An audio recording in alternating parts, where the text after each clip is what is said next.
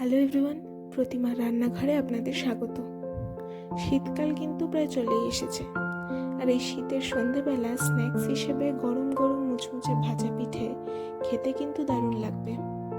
আমি মাত্র 4টে উপকরণ দিয়ে এটা বাড়িতে তৈরি করেছি। চলুন রেসিপিটি দেখা যাক। ভাজা পিঠে বানানোর জন্য আমি এখানে নিয়ে নিয়েছি 200 গ্রাম মুগ ডাল। মুগ ডালটাকে আমি ভালো করে শুকনো খোলায় লাল লাল করে ভেজে নেব।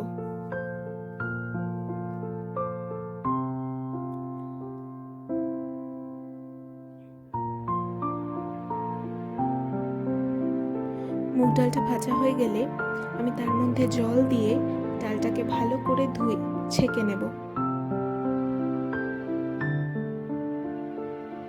ডালটা ছেঁকে নেওয়া হয়ে গেলে তার মধ্যে আবার কিছুটা জল দিয়ে তার মধ্যে 1 চামচ নুন দিয়ে ডালটাকে সেদ্ধ হতে বসিয়ে দেব।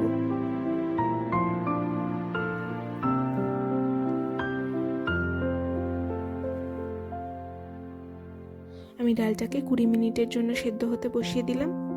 ততক্ষণ আমি পিঠের পুরটা তৈরি করে নেব। তার জন্য দিয়ে দিলাম 1 বাটি নারকেল কোড়া, দিয়ে দেব 150 গ্রাম গুড়। এরপর নারকেলটাকে কড়াই ভালো করে নাড়াচাড়া করে একটা শক্ত পুর তৈরি করে নেব। দেখুন, আমাদের পুরটার টেক্সচারটা কিন্তু এরকম হবে।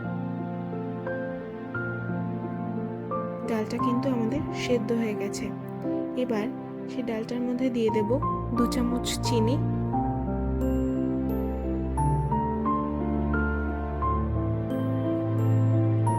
চিনিটা দিয়ে ভালো করে নাড়াচাড়া করে তার মধ্যে দিয়ে দেব 1 কাপ চালের গুঁড়ো। চালের গুঁড়োটা ডালের মধ্যে ভালো করে মিশিয়ে নিলেই আমাদের পিঠের ডোটা কিন্তু তৈরি হয়ে যাবে। এরপর পিঠের মতো শেপ দিয়ে নিতে হবে।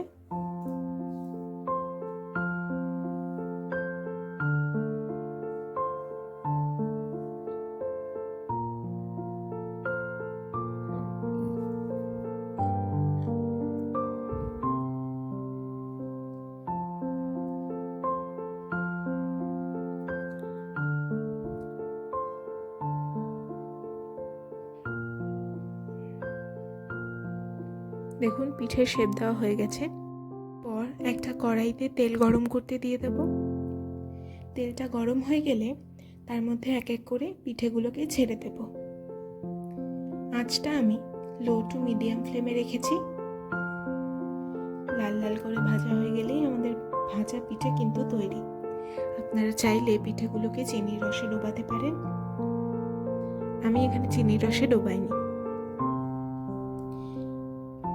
তৈরি হয়ে গেছে আমাদের মুচমুচে ভাজা পিঠে। রেসিপিটি ভালো লেগে থাকলে আমার চ্যানেলটি সাবস্ক্রাইব করে পাশে থাকবেন। ধন্যবাদ।